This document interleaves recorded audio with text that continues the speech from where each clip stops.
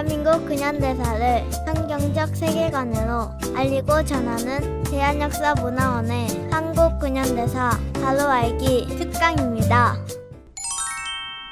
자유를 위해 부름받은 사람 6번째 이야기. 자유를 선포하러 고국으로 돌아온 이승만의 이야기입니다. 프린스턴 졸업을 앞둔 1910년 2월 16일, 이승만은 서울에 있던 언더우드 선교사로부터 한 통의 편지를 받았습니다. 당시 언더우드 선교사는 종합대학 설립을 준비 중이었는데 이승만에게 우리는 당신을 크게 기대하고 있습니다. 귀국하면 알맞은 일이 기다리고 있습니다라며 앞으로 세워질 대학의 교수직을 제안한 것입니다. 이승만은 4월 9일 언더우드 선교사에게 이렇게 답장했습니다. 제가 2달 후면 프린스턴에서 박사학위를 받습니다. 그러면 선교사님이 세우려고 하는 기독교 대학에서 교수를 하고 싶습니다. 미국에서 배운 국제법, 국가론, 정부론, 역사, 근세 유럽사, 미국사, 미국 헌법, 서양 철학, 종교 같은 정치학 과목을 가르치고 싶습니다. 조선 사람들에게 기독교가 얼마나 중요한 것인지 가르치고 싶습니다. 조선은 지금 일본의 식민지가 다 되었기 때문에 일본인들이 제가 한국에서 교수 생활하는 것을 방해하면 선교사님이 만드는 학교에서 교수 생활하는 것을 포기하고 전국을 다니며 부흥사가 되어 불쌍한 영혼을 기독교인으로 만드는데 일생을 바치고 싶습니다. 박사학위를 받기 전 이미 이승만은 대한제국으로 돌아와 할 일들을 계획하고 있었습니다. 유학을 시작하면서부터 그의 목표는 초지일간 대한의 독립을 위해 대한제국으로 돌아오는 것이었으니까요. 하지만 이승만 박사의 아버지 이경선옹은 이승만 박사가 돌아오지 않기를 바랐습니다. 아들이 돌아온다면 지난 날과 같은 고통을 겪을 것 같았기 때문이죠. 그러나 게일 선교사를 비롯한 여러 선교사는 이승만에게 공부를 마치고 돌아와 대한제국을 깨워야 한다는 사명감을 심어주었습니다. 만약 이승만 박사가 미국에 머물렀다면 얼마든지 좋은 직업과 명예 그리고 안정적인 삶을 보장받았을 것입니다. 그러나 이승만 박사는 하나님께서 주신 마음을 잊지 않았습니다. 조선의 백성으로서 책임감을 가지는 것. 그래서 그는 기꺼이 자신의 조국을 위해 헌신하려 돌아올 준비를 한 것이죠. 1910년 6월 프린스턴 졸업식에서 박사학위를 받던 날 이승만은 망하기 직전인 대한제국을 생각하며 안타까운 마음을 이렇게 되뇌었습니다. 나의 준비 기간은 끝났는데 나는 깊은 슬픔을 느낀다. 내가 가서 일해야 할 대한제국은 이제 나의 나라가 아닌 것을. 네, 정말 그랬습니다. 1910년 8월 29일 대한제국은 일본에게 모든 권리를 빼앗기는 경술국치의 수모를 겪으며 완전히 멸망하게 되었고 일제 식민 통치가 시작이 되었습니다. 이승만이 조지 워싱턴 대학에 입학하던 해 고종은 을사조약으로 나라를 팔았고 5년 후 이승만이 프린스턴에서 박사학위를 받고 2달이 지난 8월 29일 고종의 아들 순종은 백성들에게 나라를 일본 천황폐하께 이양하니 소란 떨지 말고 복종하라고 말하며 그 어떤 한거도 없이 일본에게 나라를 넘겨주었고 대한제국은 지구상에서 사라져 버렸습니다. 그러나 왕실은 일본 천황가의 일원이 되어 일본이 망할 때까지 일본 돈으로 호사를 누렸죠. 그런 조국으로 돌아오기 위해 이승만 박사는 길을 나섰습니다. 고국을 떠난 지 약 6년 만에 나라를 되찾기 위해 배움에 몰두했던 이승만 박사는 그 목표를 달성하고 미국을 떠나게 되었습니다.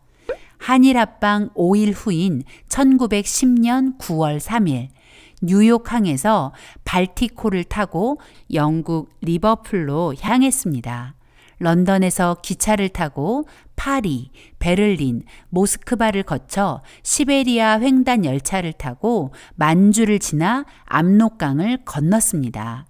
이승만 박사는 대한제국의 관리가 아닌 일본 경찰에게 입국 심사를 받는 자신과 동포들을 보며 나라 잃은 서름을 실감하게 되었다고 합니다.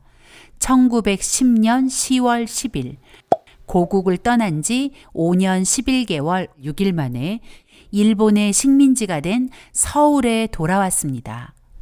서울에 돌아온 이승만 박사는 서울 황성기독청년회, 즉 YMCA에서 사역을 시작합니다.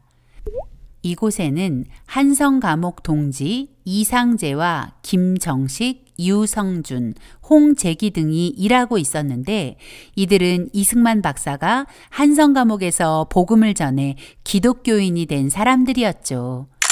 이 박사가 귀국하기 전 언더우드 선교사는 앞으로 설립될 기독교 대학의 교수직을 제의했고 게일 선교사와 존 모트 선교사는 서울 YMCA에서 일할 것을 제의했습니다.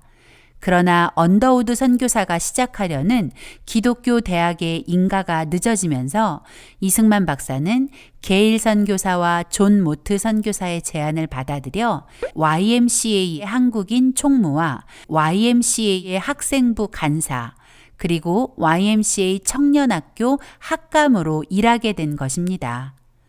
이 박사가 YMCA 총무직을 수락한 이유 중 하나는 국제단체인 YMCA 보호 속에서 독립운동을 하기 위한 목적도 있었던 것 같습니다.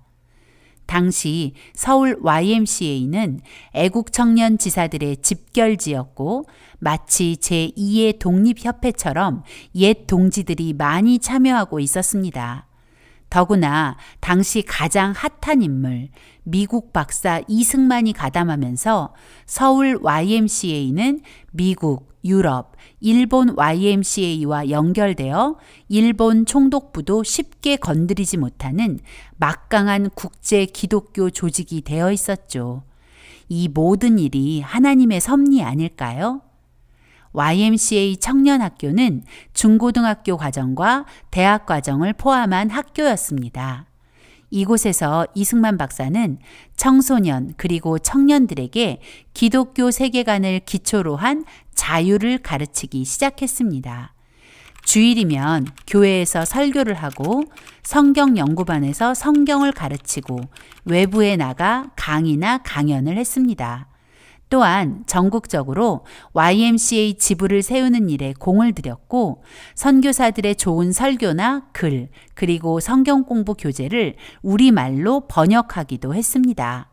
그러나 이 일들을 그리 길게 이어가지는 못했습니다.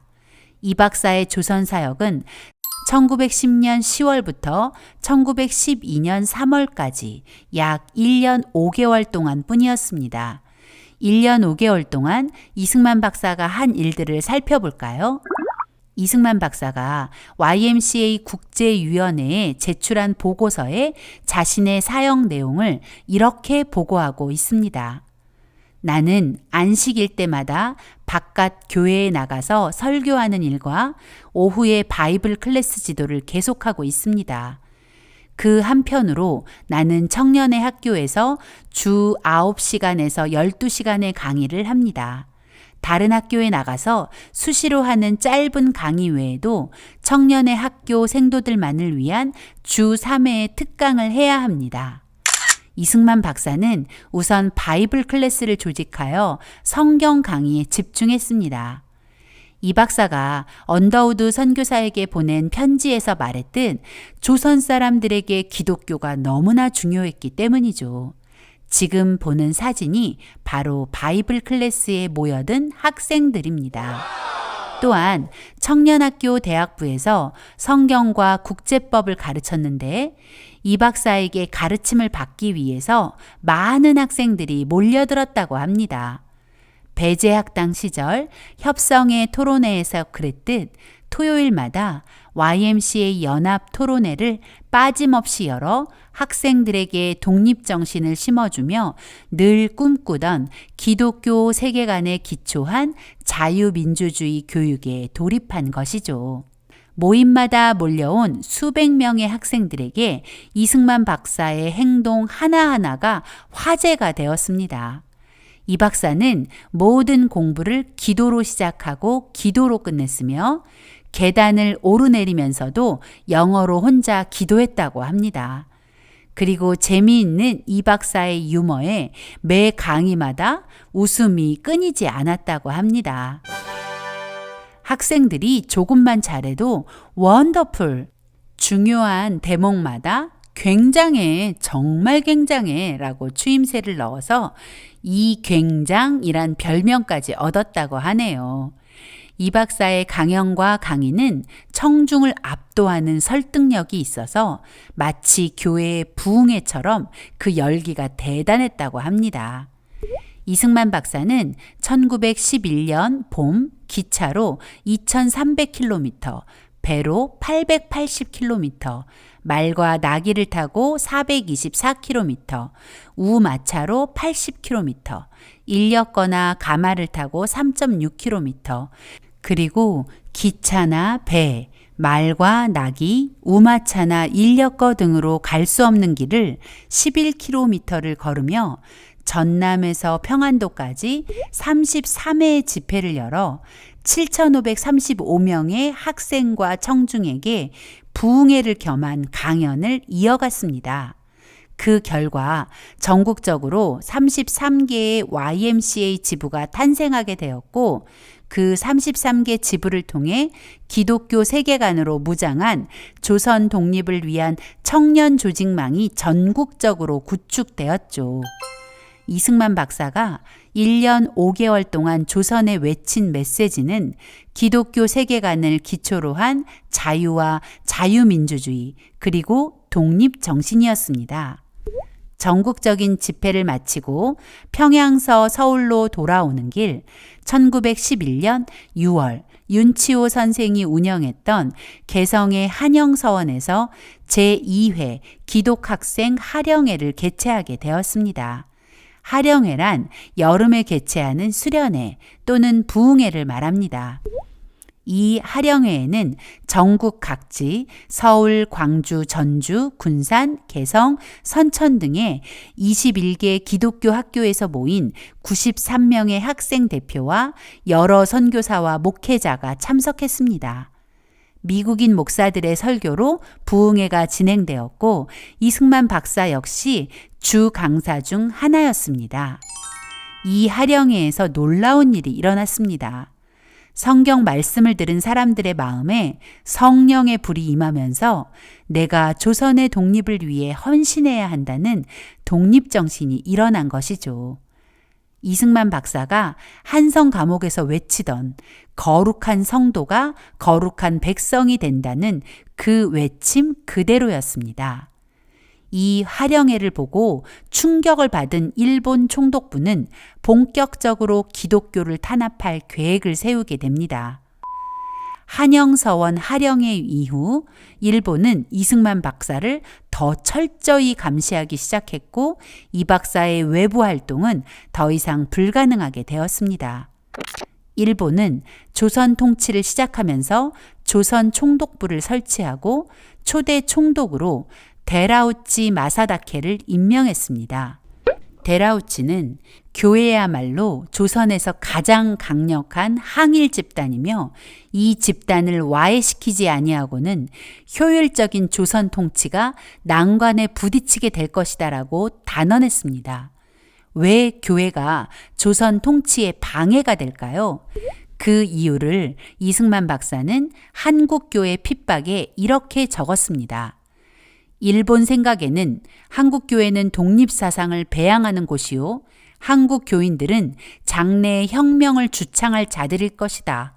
그러므로 일본이 한국 교회를 통제하고 한국 교인들을 다스리기 전에는 장래의 화근을 막을 수 없다고 여겼다. 네, 맞습니다. 기독교의 가르침은 조선을 바꾸고 있었습니다.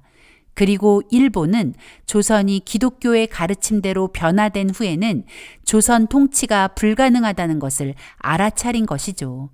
그래서 조선을 자신들의 뜻대로 움직이기 위해서는 기독교를 제거해야만 했던 것입니다. 일본은 살아있는 천황을 신으로 섬기는 우상숭배 국가입니다. 그러므로 천황이 온 세계로부터 존경과 숭배를 받아야 한다고 생각했습니다. 더 나아가 천황이 지배하는 세상을 만들고자 했습니다. 그러나 일본의 천황 숭배는 오직 한 분이신 하나님을 믿는 기독교인들에게는 절대 용납될 수 없는 것이었죠. 또 자유민주주의 역시 기독교의 아름다운 산물인지라 천황 숭배를 주장하는 일본과 사사건건 부딪히게 되어 있죠. 더구나 기독교인이 된 조선 사람은 교회를 통해 하나로 연합하고 그 연합한 무리가 용기를 내서 독립을 찾으려 하니 일본 입장에서는 조선의 기독교와 기독교의 산물인 자유민주주의는 박멸의 대상일 수밖에요. 그래서 일본은 조선에서 기독교를 제거할 계획을 세우게 된 것입니다. 그것이 바로 백오인 사건입니다. 이 사건을 시작으로 일제는 본격적으로 조선 기독교 탄압에 돌입합니다. 백오인 사건은 데라우치 암살 모의 사건이라는 일본이 연출한 가짜 뉴스에서 출발합니다. 데라우치 암살 모의 사건의 전말은 이렇습니다. 일본은 조선을 넘어 내륙 깊숙이 진출할 목적으로 철도망을 증설하고 있었습니다. 압록강 철교도 바로 그런 목적에서 만들어지고 있었죠. 1911년 12월 27일 압록강 철도 기공식이 예정되어 조선 총독부 총독 데라우치가 압록강 철교 기공식에 참석하기로 되어 있었습니다. 이것은 팩트입니다. 이제부터 일본의 자작극이 시작됩니다. 데라우치가 기공식에 참석하기 위해 기차로 이동할 때 기차가 선천에 정차하면 데라우치를 저격하려 한다는 첩보가 입수되었다는 것입니다. 이 일은 전혀 사실이 아닌 일본의 자작극이었습니다. 일제는 즉시 데라우치 암살을 모의한 범인을 색출한다며 1911년 11월 11일부터 평안도 일대의 기독교 지도자와 대부분이 기독교인이었던 신민의 회원 약 700여 명을 잡아들였습니다. 그중 123명이 혐의자로 기소되었고 8개월이 지난 1912년 6월 28일이 되어서야 첫 공판이 시작되었습니다. 첫 공판 이후 약 20여 회의 재판이 진행되었고 105명에게 유죄 판결이 내려지게 되면서 그렇게 백오인 사건이라는 이름이 붙여지게 된 것입니다. 수사와 재판은 충분한 조사도 없이 진행되었고 일제의 주장만 인정되는 편파적인 재판이었습니다. 일본인이지만 백오인 사건에 조선인 측 변호를 맡았던 오쿠보 변호사는 본 사건은 검사가 충분한 조사도 없이 구성한 의심 짙은 사건이며 담당 판사들도 역시 편파적으로 진행하고 있다며 분노를 터뜨렸습니다. 일제는 백오인 사건을 데라우치 마사다케 암살 음모 가담자 색출을 위한 것이었다고 주장하지만 이 사건은 조선 기독교인, 특별히 서북지방의 기독교인 제거를 목적으로 하는 일본에 의한 허위 날조 사건이라는 것이 팩트입니다. 그렇게 말할 수 있는 이유는 기소자 123명 중 98명이 기독교인이었고 유죄 판결을 받은 105인 중 91명이 기독교인, 그리고 전체 123명의 기소자 중 118명이 서북 지역 출신이기 때문입니다. 특히 1911년 개성 한영서원에서 열린 제2회 학생 하령회에 참석한 선천 신성중학교, 숭실중학교, 서울경신중학교 등의 학생 다수가 백오인 사건으로 체포되어 고문을 받았고, 서북지방에서 활동하던 기독교 선교사들에게 음모 격려자라는 누명을 씌워 조선에서 쫓아내려 했던 점을 종합해보면 백오인 사건은 조선 통치를 강화할 목적으로 항일 세력인 기독교를 탄압하기 위한 조작된 허위 날조 사건이 분명합니다. 백오인 사건의 화살은 이승만 박사에게로 향했습니다. 일제는 이승만 박사에게 예수교의 거대 괴수라는 죄를 씌우고 거에게 현상금을 걸었습니다. 미화 30만 달러. 지금도 30만 달러는 큰 돈인데 당시로는 인생 역전의 기회를 가능케 하는 거금이었습니다. 그러니 이승만 박사를 노리는 사람이 많았을 것이고 그만큼 이 박사에게 다가온 위험의 크기가 컸다는 것을 짐작할 수 있습니다. 이승만 박사는 나라가 없으면 복음도 전할 수 없다는 것을 깨닫게 되었습니다. 나라라는 중요한 울타리가 있어야 자유롭게 신앙생활이 가능하다는 것을 뼛속 깊이 느끼게 된 것입니다. 이승만 박사가 일본의 표적이 되자 존 모트 선교사와 필립 질레트 선교사는 이승만 박사를 체포하려는 일본에게 만약 이승만을 체포하면 전 세계의 일본의 만행을 폭로하겠다며 일본을 압박했습니다.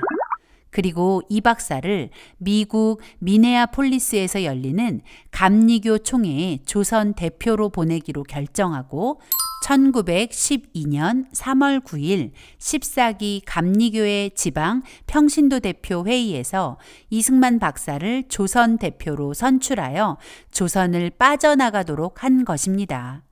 이때부터 이승만 박사의 33년의 미국 망명 생활이 시작됨과 동시에 대한의 독립을 위해 고독한 싸움을 싸우는 독립운동가의 삶이 시작된 것입니다. 망명이란 주로 정치적인 이유로 자국에서 위협을 받는 사람이 외국으로 피신하는 것을 말합니다. 이승만 박사의 망명은 자신의 목숨을 부지하기 위한 것이 아니었습니다. 조선의 독립을 위한 새로운 길로 들어선 것이었습니다. 이승만 박사는 1912년 3월 26일 그의 나이 37세가 되는 생일 아침 남대문역에서 부산행 9시 35분 기차에 올라 서울을 떠났습니다. 부산에서 배를 타고 일본을 거쳐서 미국으로 가는 여정이 그렇게 시작되었습니다. 1912년 3월 27일자 매일신보는 이승만 박사가 미국으로 떠난 그날을 이렇게 보도했습니다.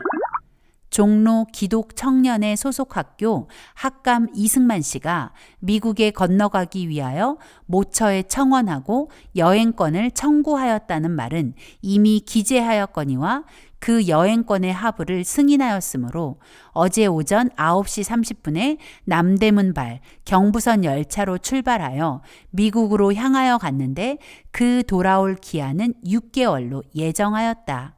그 누가 알았을까요? 이 6개월의 예정의 미국행이 33년이나 걸리게 될 것을. 이승만 박사는 나라를 살리기 위해 조선에 돌아와 꿈에 그리던 기독교 세계관에 기초한 자유민주주의 교육에 돌입했습니다. 그러나 이승만 박사에게 허락된 시간은 고작 17개월 뿐이었습니다. 하지만 이 박사는 이 짧은 시간에 엄청난 족적을 남겼습니다. 무엇보다 전국에 YMCA 조직망을 만들었고 이 조직을 통해서 배출했던 사람들이 후일 3.1 운동과 독립운동의 주역들이 된 것이죠. 이승만 박사는 이제 나라의 독립을 되찾기 위해 고독한 나그네가 되어 미국을 향해 나아가고 있습니다.